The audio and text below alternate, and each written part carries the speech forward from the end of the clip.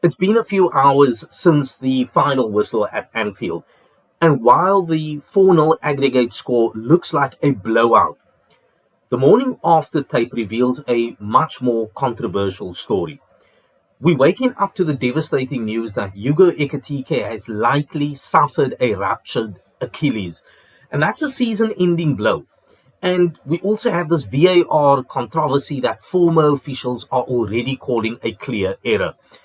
The night wasn't just a loss. It was a tactical and a technological breakdown. Let me show you exactly why. We have to start with that 66th minute. So it's 0-0 on the night. Anfield is roaring, and Alexis McAllister is taken down by William Pachow. And the referee points to the spot, and if you look at Macca's positioning there, he's perfectly shielded that ball. I mean, even Mark Clattenburg and Alan Shearer, they've come out this morning and they were saying that should have stood. Same thing I was saying, it should have stood. There's clear contact on McAllister's ankle. But VAR's Maurizio Mariani, he intervened because of a marginal touch on the ball. But as you see, when you look at that thing frame for frame, the foul happens regardless of that touch. Now, this overturn didn't just deny us the goal. It reset the momentum. Slot's system relies on high rhythm control. And by forcing a 3-minute standstill in front of the monitor, VAR killed that Anfield factor, and it allowed PSG to catch their breath. This wasn't a technical failure. It was a momentum theft by technology. You can prepare the perfect trap, but you can't account for a monitor overriding a clear on-field decision. Because we didn't get that penalty, we did exactly what PSG wanted.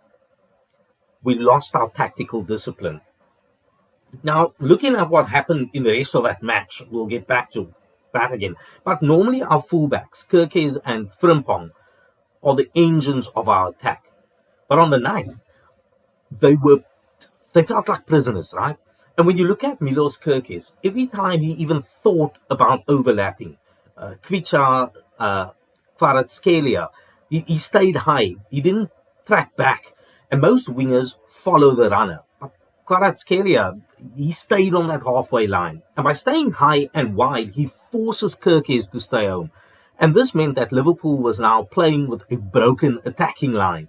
We were essentially attacking with 5 and defending with 5, with a massive empty ocean in the middle of the pitch. On the other side, it was even more clinical. And when you watch Ousmane Dembele, he wasn't just hugging the touchline. He was actually baiting Jeremy Frimpong. And Slot wants Frimpong to invert into the midfield to create that box we love. But every time Frimpong moved inside, PSG triggered a crossfield diagonal ball. And this is the pincer. By pinning our fullbacks wide or pushing them from coming inside, or punishing them for that rather, PSG, they cut off the supply to Isak and to Salah. And when your dangerous players are starving because the fullbacks were too terrified to counter, you're kind of cutting off the head of the snake. Slot wants control, right? And his control relies on the fullbacks being the extra man. But PSG turned them into these defensive liabilities. And when you play against world-class wingers, your best attacking weapons can very quickly become your biggest weakness. We were stuck. We couldn't go forward without risking a goal. And we couldn't stay back either because we needed the two. And that leads us to, I think, the final nail in the coffin. And it's the moment where stuck turned into shattered.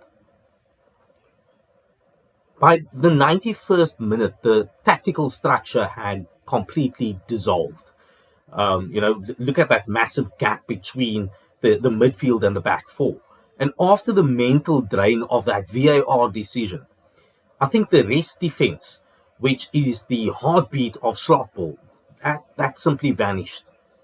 If you watch Ousmane Dembele again, in his second goal, it wasn't just a counter-attack.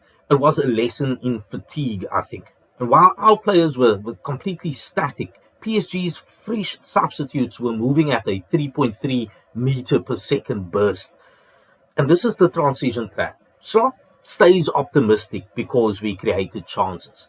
But as the National Organization for Women might champion for systemic change, we need a systemic shift over here in how we handle these elite European transitions. We didn't lose the game in the 91st minute. We lost it in the 31st and in the 66th. Against PSG, you can't just play well. You almost have to be perfect. And this match was a reality check. We've got the heart, we've got the crowd. I think we've got a manager with a clear vision. But the tactical tape shows we are still one transition killer away from being European elite again. And if you want to see how Slot rebuilds this structure for the Premier League running, make sure that you hit that subscribe button. Your support helps keep the tactical lights on here at Red Tactics. Thanks for watching, and remember, even in defeat, we'll never walk alone. I'll see you in the next breakdown.